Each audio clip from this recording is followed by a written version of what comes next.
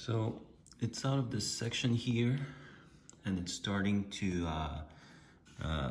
misalign with those support in here, but I don't get any gaps underneath here.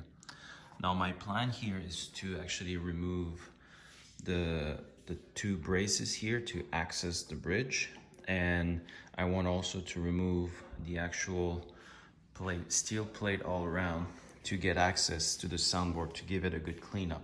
So as you can see here, the piano has started to crack quite a bit. This crack was here when we first moved the piano in our house, but now there's one here. You can see this one right there, another one here, this one right here. So I'm guessing the soundboard is drying out, and the cracks are actually moving all the way over here. In order to fix the soundboard properly, I need to remove those bars. And as you can see right now, even though I'm up here and those are out of their location, the holes are not lining up anymore. So I'm actually having kind of a lift at the back. There is no give at all on the front piece, even though I took the fastener out. This leads me to believe that it's fastened probably from under. And since I want to get to clean the soundboard and obviously fix cracks like this one that go underneath the plate, I'm gonna have to remove the whole plate as well. In order to see if I do have fasteners underneath there and not risking to damage any steel component, I'm gonna remove the plate right now.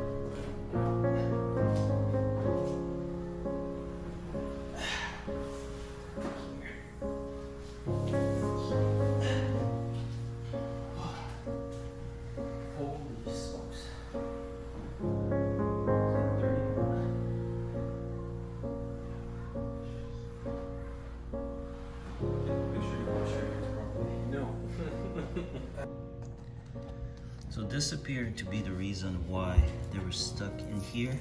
Looks like they're press fitted in there. So this would be a section that's put in, because there's a split in between here.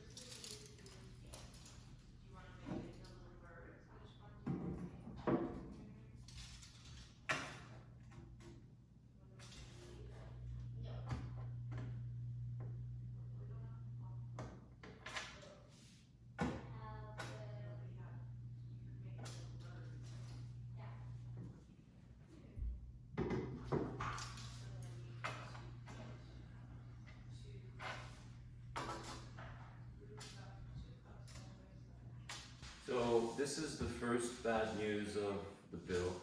The soundboard is lower at the bridge section, so we're supposed to have a crown going this way. Newer piano have the wood grain running in the other direction. Mine is going from side to side here, and my tone bars are going up and down, which doesn't really allow me to put a crown back in. I kind of stopped filming about a month ago because I wanted to gather a bunch of information, also was busy with work.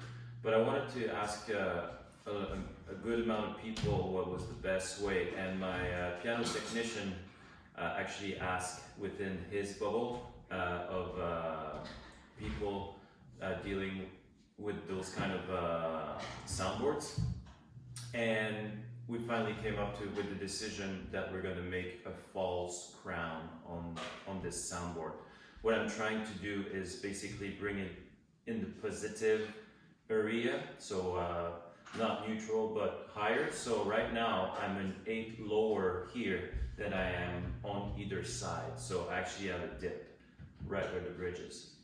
I will be making a video on just the false crown, so we'll leave that as that for now. I do have a depression on the soundboard, so that's something I'm going to have to deal with. Now, in other news, I was able to find pins, replacement pins for the 3 that I broke up there. As you can notice, I got more than 3 just for redundancy in case I break one. I don't want to reorder. Those come straight from Italy, Piano Forte. Right there, and there's a full catalog. They sent me a full catalog of their products, so if I need other parts as I'm working on that, that's going to be very helpful. And prior to that, I had procured myself a ready rod. This is metric 7. by 1 because I wasn't sure if I was going to be able to find something, so I was going to replace the 3 that are broken over there with the other ones, and then here in the treble section I was just going to make temporary pins with this ready rod right here, but that won't be necessary. But what this allows me to check is that the threads are actually working. As you can see, like the metric 7 works like a charm in those.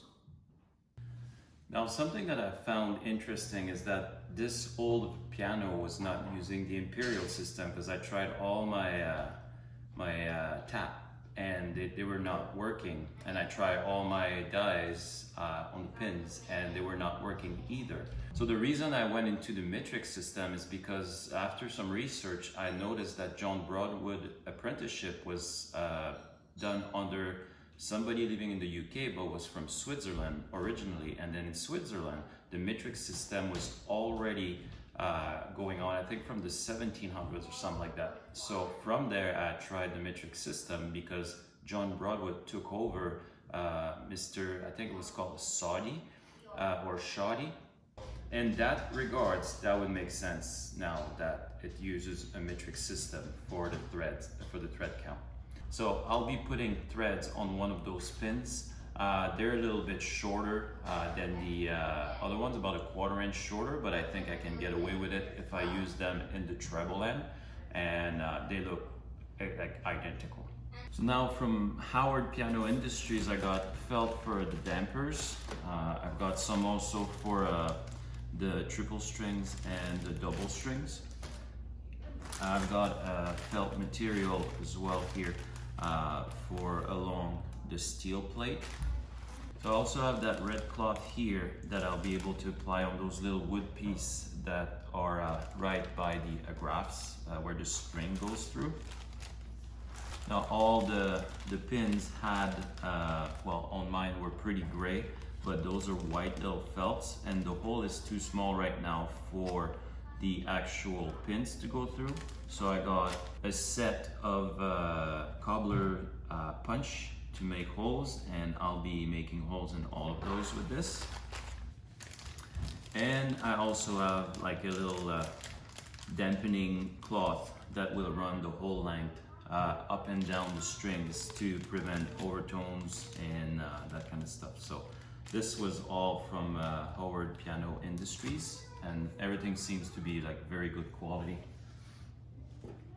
I also got them from them an oblong tuning hammer, which is basically just a wrench, but to help put the strings back to pitch. I'm not gonna use what I use to remove the strings, so this is the proper tool to actually tune the piano. I didn't want to use that to remove them, just to prevent damage. Something else I got from those guys is this tool here, which will allow me to wedge all those cracks. So it's basically a scraper that will create a wedge piece, and then I'll get some wedges and put them right in the cracks. But that will be done after I actually wedge the bridge back up in order to create the false crown. So this is another piece that I got from Italy. So a bit of a shorter video for this section. I have got quite a bit of work on my hands to try to raise the soundboard. I will be, like I said, wedging it back up slowly every day. So I will take some snippets of that for the next video, but like I'm actually going to start doing that today, and I'll keep you guys posted in the next video for that. You can also see I've got quite a bit of material here for upcoming videos. Coming up also, I'm not taking the bridge out, but I will be cleaning the whole bridge, taking all those pins out, and make sure that there's none that are wobbly, and cleaning the whole bridge as well. So thank you all for stopping by and watching this video again. I really appreciate your time, and until next time, I wish you well.